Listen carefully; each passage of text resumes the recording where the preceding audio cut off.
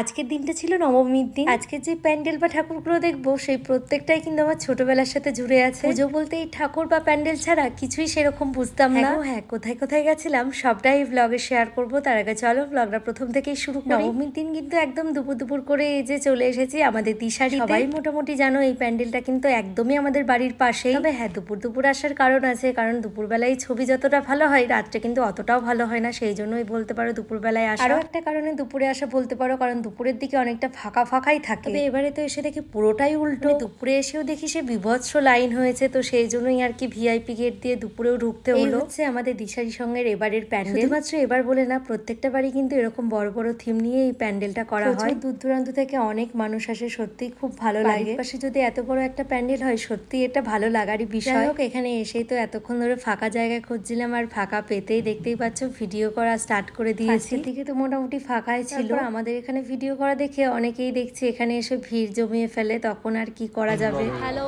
সবাইকে, আজকে আমরা আছি আমাদের দিশারির সঙ্গে, মানে আমাদের একদমই বাড়ির পাশেই সব থেকে বড় প্যান্ডেল, মানে আমাদের করিমপুরের পুরো এরিয়ার সব থেকে বড় প্যান্ডেল। সেটা আশা করি জানো, অনেকেই এসেছো। এই যে আজকে আমরা নবমী, আজকে নবমীর দিনে আর কি এলাম। সকলকে জানাই শুভ নবমীর অনেক অনেক শুভেচ্ছা আর ভালোবাসা। আর এই হচ্ছে আমার বর আর এই ভাই, দিয়ে আমরা তিনজন মিলে এসেছি। ভাবলাম দুপুর দুপুর গেলে একটু ছবি ভিডিও ভালো করে করতে পারবো, কিন্তু আজকে নবমীর দিনেও প্রচণ্ড ভিড় এখানে। আর আমাকেও এই শাড়িটা পরে কেমন লাগছে অবশ্যই জানিও, মানে সবাইকে, আমরা তিনজন আছি, তিনজনকে কেমন লাগছে অবশ্যই কিন্তু জানিও। তো ওখানে ভিডিও করা হয়ে গেলে এখন আমরা ভেতরে যাব। অবশ্য ভেতরে আরও একবার গেছিলাম, সেই সময় তোমাদের সাথে ভিডিও ক্লিপ নেওয়া হয়। ঠাকুর দর্শন করে এসেই কিন্তু আমরা ভিডিও করেছিলাম। তো যাই হোক, সেই টাইমে আরও বেশি ভিড় ছিল। এখন তো মোটামুটি একটু ফাঁকা দেখতে পাচ্ছ। প্যান্ডেলটা নিয়ে যতই বলবো ততই কম হবে। বাইরেটা তো অবশ্যই সুন্দর, তার সাথে সাথে ভেতরটাও কিন্তু ভীষণ সুন্দর করেছে। জায়গাটা বিশেষ করে এতটা বড়, মানে বাইরেটাই যে এরকম প্রচুর ছবি তোলার জায়গা আছে সেরকম কিন্তু ভেতরটাও প্রচুর জায়গা রাখা হয়েছে। আমি সিরিয়াসলি জানি না ভিডিওতে কতটা কি বোঝাতে পারছি, তবে সামনে থেকে ভীষণ সুন্দর করেছে। এটা হচ্ছে নবমীর স্পেশাল ভিড়, প্রচুর ভিড়। নবমীর দিন দুপুরবেলায় প্রত্যেকবার এসে কত সুন্দর ছবি তুলি, এবারে প্রচুর। সোম কি বলতে চাইছ? কিছুই বলতে চাইছ না? এবার সোম ভলেন্টিয়ার হয়নি, তাই আমাদের অনেকটা বাজে। আমি ভলেন্টিয়ার কোনোবারই হইনি, একবারই হয়েছে। আমি ভলেন্টিয়ার কোনোবারই হইনি। ভলেন্টিয়ার হতে খুব ভালো লাগে আমাদের, মানে এরিয়ার প্যান্ডেল এত বড় আর এত নাম করা, প্রত্যেকটা জায়গা থেকে যে তোমরা আসো খুব ভালো লাগে, গর্বের বিষয়।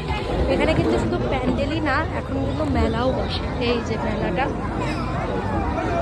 ছোট্টর ওপরে মেলা বসে, মানে স্পেস অনেকটা, মানে জায়গাটা প্রচুর। ওই জন্যই এত বড় প্যান্ডেল হওয়ার পরেও এখনো মানে হাফ মাঠ হচ্ছে ফাঁকা, এখনো লাইন ওই যে দূরে দেখতে পাচ্ছ লাইন কত, মানে সারাদিন এইভাবেই চলবে। তো চলো আমরা একটু পরে বাড়ি যাই, আবার যাবো, আবার আরেকটু বিকেলে আবার বেরোবো। আমরা আসলে দুপুরের খাওয়া দাওয়া না করেই চলে এসেছিলাম। তো যাই হোক, দুপুরে গিয়ে বাড়িতে খাওয়া দাওয়া করে কিছুক্ষণ রেস্ট নিয়ে আবার এই যে বেরিয়েছি বলতে গেলে অনেকক্ষণ আগে কিন্তু বেরিয়েছি। তবে নস্করিতলায় আসার পরে ভিডিও ক্লিপগুলো নিয়ে, আমাদের লোকালে যারা আছো তারা তো এই নস্করিতলা অবশ্যই চিনে থাকবে। এর মহিমা সম্পর্কে কারোরই আশা করি অজানা নেই। ছোটবেলা থেকে দুর্গাপূজা বলতে গেলে এই ঠাকুর দেখার এখানকার মেলা দেখাকেই পুজো বলে মনে করতাম। আগে সত্যি বলতে আমাদের এখানে প্যান্ডেল বা বড় বড় থিম করা সেরকম খুব একটা ছিল না, সেগুলো ছোট ছোট। তবে আমরা কিন্তু এখানে এসে ঠাকুর দেখার এই মায়ের মেলা দেখাটাকেই পুজো বলে মনে করতাম। এখনো পর্যন্ত বলতে পারো যতই প্যান্ডেল দেখি না কেন, মন থেকে সেই শান্তিটা কখনোই পাই না যতক্ষণ না এখানে আসি। আগে এখানকার মায়ের সাথে সাথে মায়ের মেলারও প্রচুর নাম ছিল, এখনো কিন্তু সেই মেলাটা আছে। তবে আগে যতটা স্পেস পেত মেলা, এখন স্পেসটা অনেকটাই কমে গেছে, সেই জন্য মেলাটা আগেকার মতো আর অতটা বড় হয় না। ঠাকুর দর্শন হয়ে গেলে পুরো মেলাটাই ঘুরে দেখছিলাম। ফুলদানি দুটো পছন্দ হওয়াতে দুটোই কিন্তু নিয়েছি। মেলায় এসে সুসুরি খাচ্ছে, বোম্বে সুসুরি।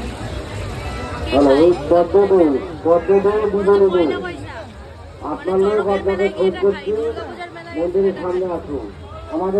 আসলে পুরো মেলাটা ঘুরতে ঘুরতে এতটা গরম লেগে গেছে, আর আমার এই বোম্বে সুড়সুড়ি খেতে ভীষণ ভালো লাগে। মেলায় এসেছি বলে কথা, ফুচকা না খেলে হয়? মেলায় আর সেরকম কিছু খাইনি, এই ফুচকা সুড়সুড়ি খেয়েই চলে এসেছি আমাদের মানিকনগরের প্যান্ডেল দেখতে। তোমরা তো জানো এটা আমাদের গ্রামের বাড়ির ওখানকার প্যান্ডেল। এই প্যান্ডেলটাও কিন্তু প্রত্যেকটা বাড়ি এখন বেশ ভালো করছে, বিশেষ করে লাইটিং এর যে ব্যাপারটা ভীষণ ভালো লেগেছে। যতগুলো প্যান্ডেল দেখলাম, তোমরা কারা কারা এই প্যান্ডেল গুলো দেখতে এসেছিলে অবশ্যই কিন্তু কমেন্ট করে জানিও। আমরা যখন গেছিলাম তখন ওখানে সন্ধ্যা আরতি হচ্ছিল, ভেতরটা অনেকটাই ভিড় ছিল, সেই জন্য আর ঢুকতে পারিনি। তো যাই হোক, ওখান থেকে সোজা গেছিলাম গ্রামের বাড়িতে। বেশ অনেকক্ষণই ছিলাম। ও তোমাদেরকে তো বলাই হয়নি, আজকে আমাদের সাথে আমার দাদা বৌদি ছিল। যাই হোক, ওখান থেকে সোজা চলে এসেছি আমাদের সাহাপাড়ার প্যান্ডেল দেখতে। আগে যেরকম দিশারিতে থাকতাম সেরকম কিন্তু ঠিক সাহাপাড়ার প্যান্ডেলও আমাকে সব সময় দেখা যেত। এবারে নবমীর দিনেই সময় হলো আসার। আসলে বাইরের দিকে ঠাকুর দেখতে দেখতে এখানে আসার আর সময়ই পাই। সাহাপাড়ায় দেখে আবার আমরা এসেছিলাম দিশারিতে। তোমাদের দাদা ভাইয়ের খুব ইচ্ছা ছিল রাত্রে লাইটিং এর মধ্যে আমার ছবি তুলে দেবে, সেই জন্য বিশ্বাস করো আমার একটু এনার্জি ছিল না ছবি তোলার। মেন আশা হয়েছে বলতে পারো এখান থেকে বিরিয়ানি খেয়ে তবে বাড়ি যাব, সেই জন্য। আর আজকে রাস্তায় যে কি বিভৎস ভিড় ছিল সেটা শুধুমাত্র যারা এসেছে তারাই জানে। এটা দেখার মেন রাস্তায় হচ্ছে আমাদের বাড়ির সামনে দিয়ে। আর আমরা বাড়ি ঢোকার সময় এতটাই রাস্তায় জ্যাম ছিল, বাড়ির সামনে থেকেও রাস্তার এপার থেকে ওপারে যাওয়ার জন্য